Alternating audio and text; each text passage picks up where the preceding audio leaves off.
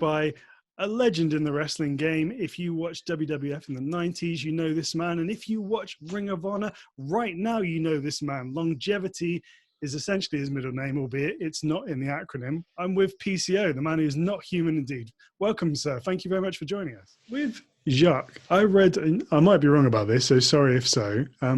I read somewhere that he actually got a pinfall victory over Hulk Hogan around sort of 1997. Yeah. And was that on a show that you promoted? Yeah. We were four promoters anything to the company to have a show because they were under contracts. Let's say we threw $20,000 for the WCW. We threw maybe 30,000 just for Hulk. Wow, gosh. And then we promoted the whole event, you know, the publicity, the building, the posters, the newspaper article, all the publicity and everything.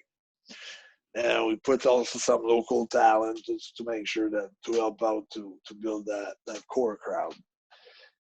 We ended up with about 13,000 people, which was a great house for WCW because it was like a WCW show. Right. And the main event was Jacques against Hulk, and it was a semi-main event or the co-main event against the Giant. And the Giant, Paul White, or the Big Show. I think we built it up as the son of Andre the Giant back then, or close to that. Sure. And so, anyway, it was many things happened. So, but I was shooting a lot of things for selling tickets. Like I was giving a lot of input on Hulk's promos and Jacques' promos, and back and forth. They were shooting input on my promos and the Giants promos. So we did good. And then the day of the show, I told Jacques, when Hogan arrives at the airport, you should be in his limo as he opened the door. As the guy opened the door, the driver, to open the door for him to get in the car, you should come out of the car and slap him in the face to give him the receipt from the slap that he gave you on the interview. Because Jacques was cutting a promo on Hulk, and Hulk came in and slapped him hard. Right. And Jacques played it like a shoot, like he lost a teeth and a tooth, and so he really, work all the journalists and everything. So when we did the receipt, it sold a lot of tickets that day. I bet. And it was very stressful. And another incident happened. It's like during the press conference, we had a big argument, me and Jacques, where we almost split as a tag team, or because it was like a press conference, and then I was introduced, and the Giant was introduced, and then the Giant said something, Paul said something. And so being hometown, I picked up a chair like I was going to hit him with a chair, that I wouldn't take any BS from him. And every big newspaper snapped that picture. And then Hogan and Jacques went on to have their press conference together.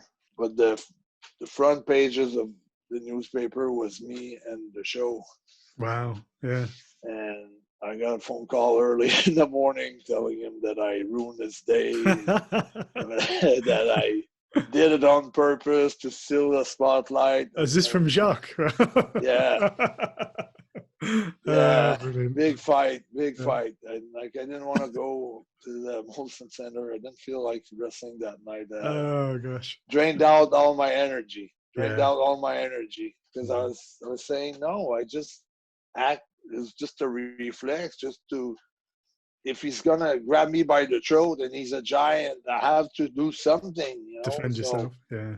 Yeah, I mean, I don't want to show that I'm afraid, I'm not gonna run in the crowd just because you were.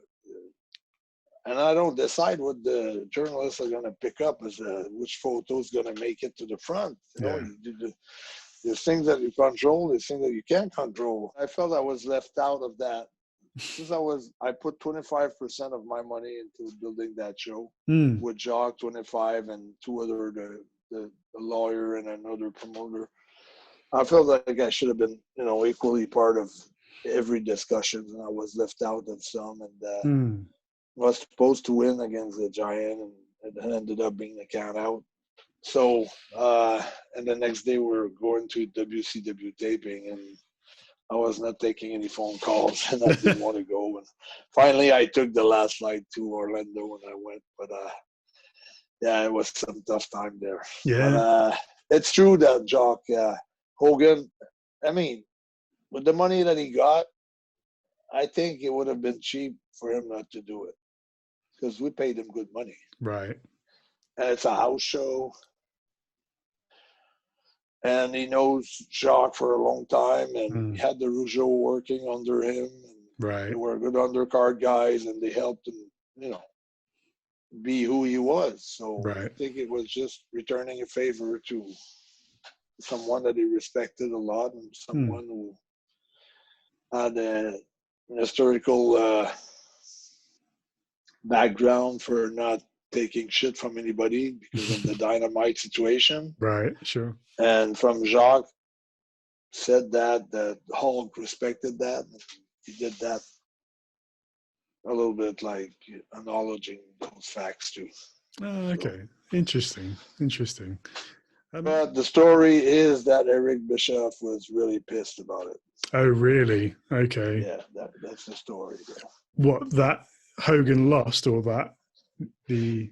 Because Hogan went on it, decided by himself, took his own decision. Okay. Didn't ask or I don't know if he overruled Eric's saying, no, don't do this, or he just did it by himself. Right. I don't know what the story is, but that's just what I heard.